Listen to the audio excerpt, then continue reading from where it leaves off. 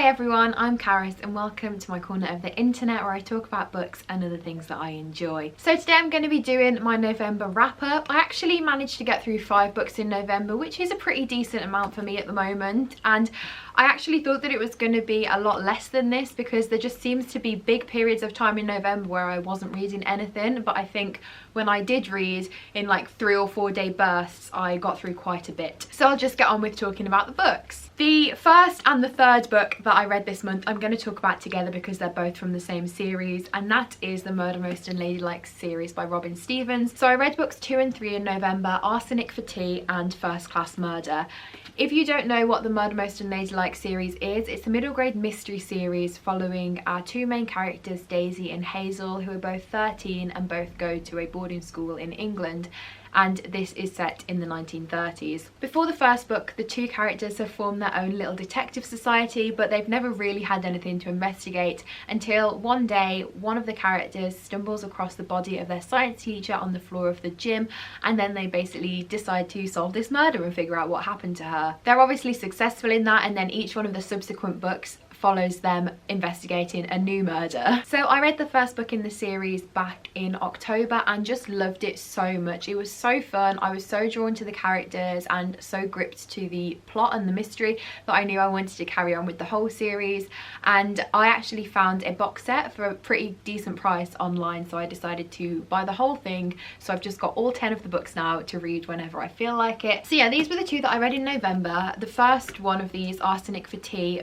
follows the 2 characters to Daisy's house, and quite a few of Daisy's close family members get really involved in the mystery that they end up solving in this one. And this third book, First Class Murder, follows the 2 characters as they go on a journey on the Orient Express with Hazel's dad. There's also a lot of nods in this one to the Murder on the Orient Express by Agatha Christie. It's brought up quite a few times by Daisy in particular, talking about how the murderer in this case may have taken inspiration from the book, and this one is also the character's first locked door mystery that they have to solve. So I really loved reading both of these books. I feel like I'm so invested in these characters now, and I'm so glad that I've got so many more books to enjoy because I just can't wait to see what they get up to next. I really like how, aside from the mystery, throughout each of the books you see the 2 main girls' friendship evolving and changing. Daisy has always been the sort of dominant personality in the friendship, and Hazel has always sort of gone along with things, but I feel like as this story progresses, Hazel is starting to say no to Daisy a bit more, and there's just an interesting shift in their dynamic, which I think is definitely a healthy one for both of the characters. In terms of the actual mysteries, they were both really fun, and we saw some more characters getting involved with solving them in both of these books.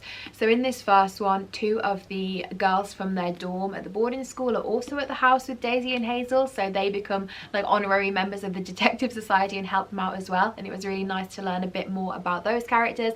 And then there's someone else who I'm not going to mention because I don't know if it's a spoiler, but there is another person helping them solve the mystery in this third one as well. I just really find myself getting lost in these stories and like analysing every little detail, seeing if I can figure out what has happened in each of these cases. I think I did have a pretty good suspicion for this second one. I'm not sure about the third one. I think that was a bit more of a surprise because I was convinced that it was someone else. I would say that in terms of the mystery and how things all wrapped up, the second one is probably my favourite, and I feel like there are a lot of key characters introduced in this second book that are going to continue on throughout the series because they showed up in this third one as well.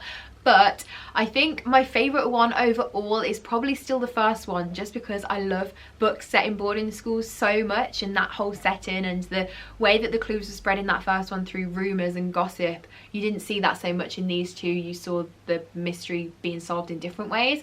So I'm really looking forward to reading the 4th one, which is set back in the boarding school again, to see how that mystery plays out in the same setting with the characters a little bit more developed and grown up. I would just highly recommend this series to anyone who loves a good mystery. Whether you read middle grade typically or not, I think it's one that anyone can really enjoy because the mysteries are really fun, the characters are really lovable, and they're just a really good time. The next book that I read was also a sort of mystery, but a very different one, and that was The Guest List by Lucy Foley. I picked this one up because I've just heard so much hype about it recently. I would say that I was somewhat disappointed by this. I did end up giving it a 3 stars on Goodreads overall, but the more I think about it, the more I'm like, I'm not sure how I feel about it. So this book basically follows a group of characters to a wedding on a island where they're the only people there, and you find out at the beginning of this book that someone has been killed, and throughout the rest of the book you're not only trying to figure out who the killer is, but you're also unaware of who the victim is, and you don't find that out until pretty near the end of the book. So that's all I can really say in terms of plot, because I don't want to spoil anything. But in terms of my experience with reading it, I would say that pretty early on I'd definitely sussed who the killer was going to be and who I thought the victim was going to be. Normally I'm really proud of myself when I figure things out, and I don't know why I didn't feel that with this, but I was just a bit like, oh okay, that's really what happened. And I don't know if I am just now at a point where I've read and watched so much mystery and crime stuff recently that I just overanalyze every little detail, because there are quite a few other plot twists in this book aside from just the whodunit, who the victim was situation, and I feel like I picked up on quite a lot of them as well. I'm not sure if I just was really switched on for this book or if that's a common experience that people have. So that was a bit disappointing, but I think the main thing that brought this book down for me was the characters. There were only 2 characters, I would say, in this book that I liked to some extent and had a degree of sympathy for. I was compelled to keep reading because I wanted to know what happened and I wanted to know if I was right,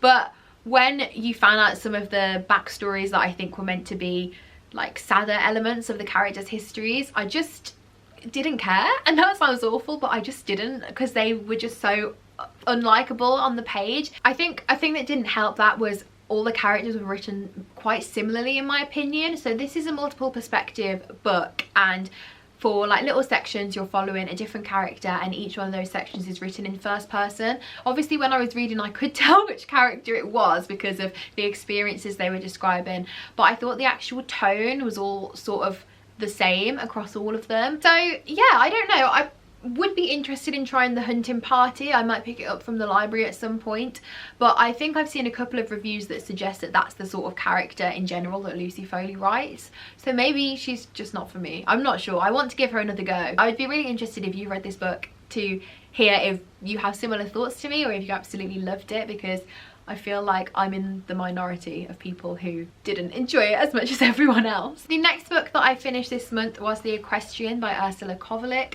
This is a book that I have a full reading vlog for on my channel, so I will leave a link to that in the description and in the cards, and I'm not going to go on about it too much here.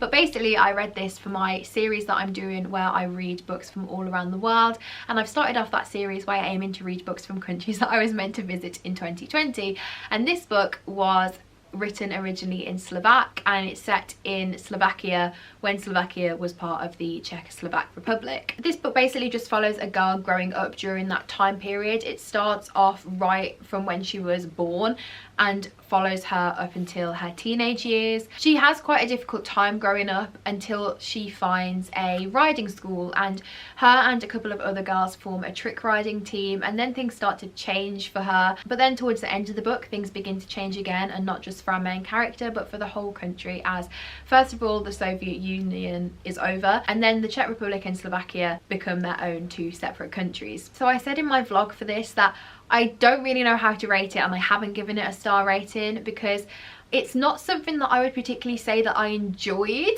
to a massive extent, but I did feel like I got a lot out of it. There was a lot that I found myself analysing about the way that growing up as a young person in this environment was presented, so I found that really interesting.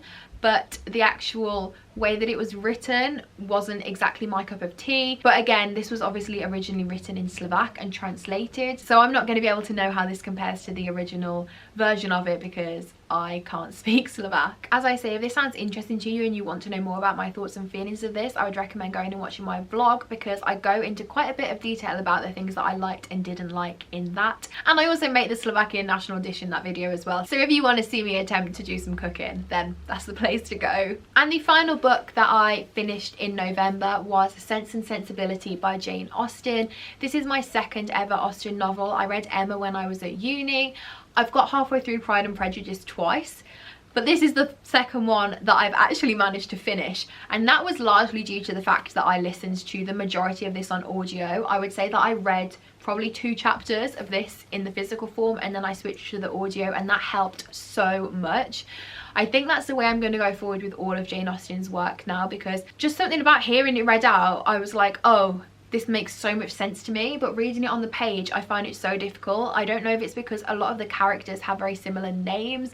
There's a lot of Mrs. Dashwoods, Miss Dashwoods, Mrs. something or other in this that I found really confusing before I started listening to it. So this book was actually Austen's first novel, and it follows two sisters. Well, there are actually three, but I mean, two of them are relevant. The other one, I don't even know why she was included, to be honest. When their father dies, their half-brother basically inherits their entire estate, and they're forced to move with their mother to a much smaller cottage, and they move down to Devon on the south coast. It basically just follows their lives and their relationships with various people and their romances. I ended up giving this book a 3 stars because I did have a really enjoyable experience listening to it. It never felt like a struggle to listen to. Sometimes with audiobooks I just can't be bothered to listen to them, as bad as that sounds, but I never really had that problem with this. I always found myself wanting to put it on if I was out for a walk somewhere by myself, or if I was sitting down to do some craft project or something. The thing that I enjoyed the most with this, which is what I was expecting to enjoy the most, was the social commentary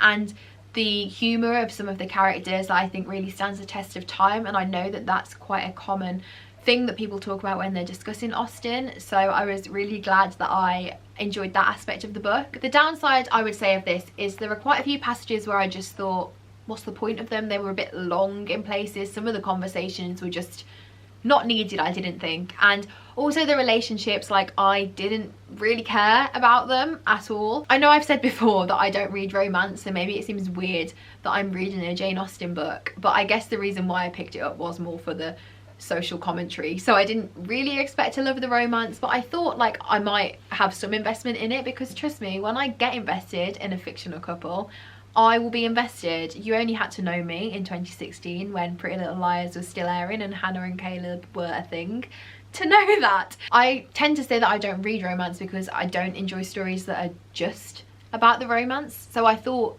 with Austen, obviously that's a big part, but there's also the historical context that I could take from it now, and as I've said, the social commentary.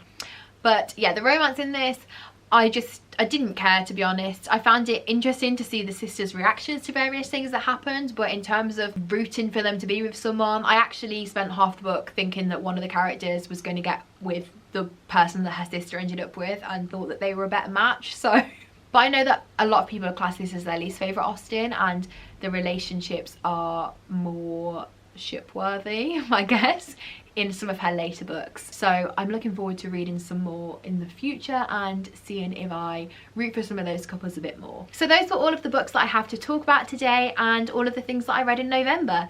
If you've read any of these books, I would love to know. Please let me know in the comments what you thought of them. But other than that, I hope you're keeping safe and staying well. Bye!